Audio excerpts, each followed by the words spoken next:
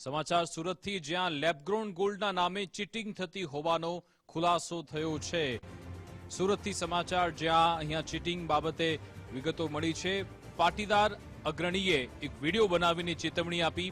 Ashwin સાંકળાસરિયાએ video બનાવીને ચેતવણી આપી. તેમણે કહ્યું કે ચાઇનીઝ લેબગ્રોન ગોલ્ડના નામે ગિન્ની વેચવામાં આવતી હતી.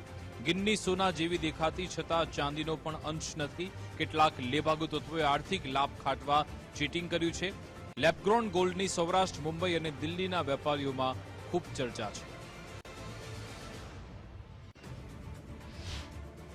મારા સુરતના મારા પાટીદાર ભાઈઓને, કારણ કે હીરામાં તો બધા મેજર પાટીદાર ભાઈઓ જ છે, એટલે તમે તો જેટલા બની ગયા એટલા બની ગયા મૂર્ખ.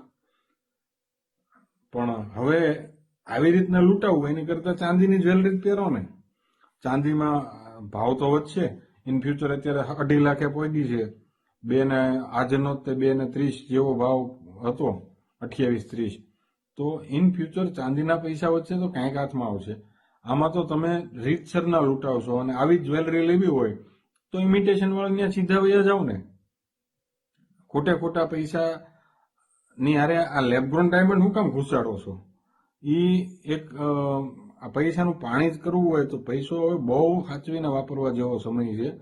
અને ખોટા આવેગમાં આવીને આવી બધી મેટલોની અંદર આ જે લેભાગુ તત્વો છે ને, એ થોડાક સમયમાં તમને બનાવી જશે. અને 2500 રૂપિયામાં જે મૂર્ખ બન્યા હોય ને, એટલે આમ બહુ ઠીક છે. 2500માં રેડ્યું ને, આપણે ક્યાં લાંબુ કર્યું છે કઈ વધારે રોકાણ? 2500 રેડ્યું ને એમ. પણ 2500 1 રૂપિયા હું કેમ જવા દેવો? ચાંદી લ્યો, ચાંદીની જ્વેલરી લ્યો, પરવડે એટલી. પણ હાવ આવી રીતને આ કોપરની ને એની તાંબાની ને એની જ્વેલરી પહેરવી ને, એની તાંબા વાળું પાણી પી લેજો તો છે ને આમ શાંતિ તો રહેશે.